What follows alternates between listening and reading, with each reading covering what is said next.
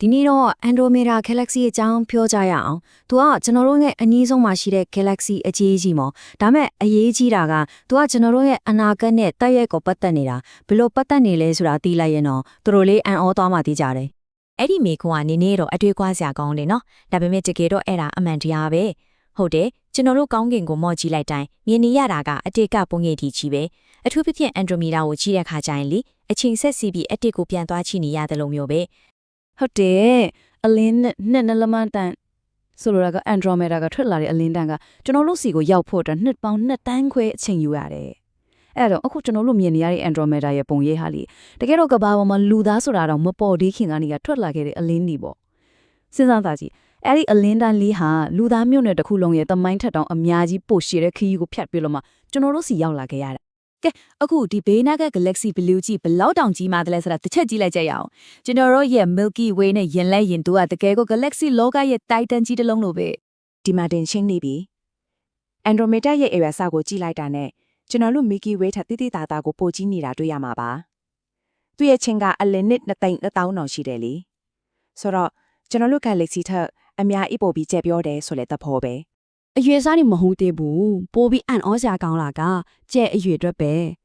Andromeda မှာလေကျဲအလုံးပေါင်း1 trillion လောက်အထိရှိနိုင်တယ်လို့ခန့်မှန်းထားကြတယ်1 trillion နော်အဲ့ဒါကျွန်တော်တို့ Milky Way အတွက်အနည်းဆုံးကို20ခွဲလောက်ပိုများတဲ့အရေးအတွက်ပဲတကယ်ကိုစဉ်းစားလို့ကြောင့်မရတဲ့အရေးအတွက်ကြီးပါဆိုတော့ခြုံပြောရရင် Andromeda ဟာအရွယ်အစားမှာတော့ကျဲအရွယ်တွဲမှာပါကျွန်တော်တို့ရဲ့ Milky Way ကိုအပြတ်သက်တာတယ်ပေါ့ဒါပေမဲ့လေဒီ Galaxy Blue ကြီးနဲ့ကျွန်တော်တို့ကြားမှာဒီထက်ပိုပြီးစိတ်လှုပ်ရှားစရာကောင်းတဲ့ဇလန်တစ်ပုတ်ရှိနေသေးတယ်။ Andromeda ကကျွန်တော်တို့ Milky Way လိုပဲခရုဖတ်ပုံစံ Galaxy တစ်ခုပါပဲ။သူ့ရဲ့အလယ်ဘိုမှာလည်းအမျက်နိုင်ကြီးတဲ့ Black Hole တစ်ခုရှိတယ်။ဒါပေမဲ့တကယ်အံ့ဩစရာကောင်းတာကဘာလဲဆိုတော့အချင်းနေသားတဲ့မဲ့ဆိုရင်မောင်မြေပြီးကြီးလေးနဲ့ညတွေမှာဆိုရင်ပေါ့အဝေးကြီးမှာရှိတဲ့ဒီ Galaxy ကိုမိမ့်ပြပြအဆက်လေးတစ်ခုလိုမျိုးကိုမျက်စိနဲ့တော့မြင်နိုင်တယ်ဆိုတာပဲ။ကဲအခုဒီဇလန်ရဲ့အရေးအကြီးဆုံးအပိုင်းကိုရောက်လာပြီ။ဒီ Galaxy နှစ်ခုကတစ်ခုနဲ့တစ်ခုဝေးရကိုထွက်သွားနေကြတာမဟုတ်ဘူးသူတို့ကတစ်ခုနဲ့တစ်ခုတိုက်မိဖို့အတွက်အရှိန်နဲ့ပြေးဝင်လာနေကြတာဟုတ်တယ်တစ်စက္ကန့်ကို110ကီလိုမီတာ Andromeda ဟာကျွန်တော်တို့စီကိုတစ်စက္ကန့်မှာကီလိုမီတာ110ဆိုတဲ့တကယ်ကိုမယုံနိုင်စရာအရှိန်နဲ့ပြေးဝင်လာနေတာနည်းနည်းလေးပုံဖော်ကြည့်အောင်အဲ့ဒီအရှိန်ကတင်းနဲ့ကြည်စံ1000ထက်တောင်အစားပေါင်းများစွာပုံမြန်နေသေးတယ်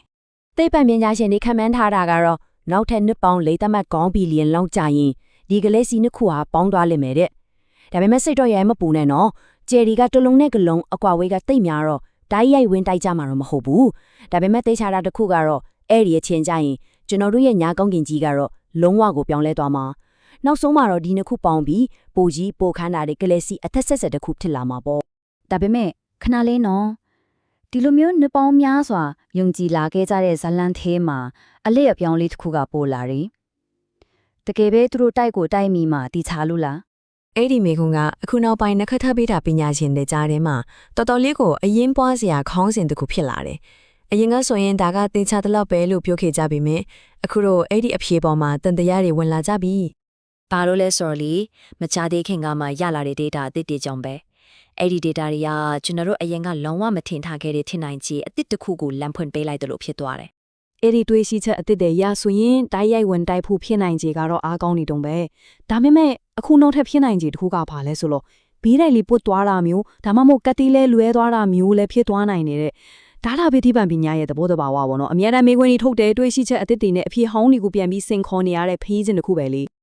ကဲဆိုတော့ဒီလောက်ဝေးဝါလာတဲ့အနာဂတ်မှာဖြစ်မဲ့ကိစ္စကကျွန်တော်တို့ဘာလို့များဒီလောက်အရေးကြီးနေရတာလဲဘာကြောင့်ဒီပံပညာရှင်တွေကဒီလောက်စိတ်ဝင်စားလဲလာနေကြတာလဲအဖြေကတော့ရှင်းရှင်းလေးပဲAndromeda ကိုလေးလာတယ်ဆိုတာကကိုယ့်ရဲ့ Galaxy ကိုမန်ထဲမှာပြန်ကြည့်နေရတယ်လို့ပဲ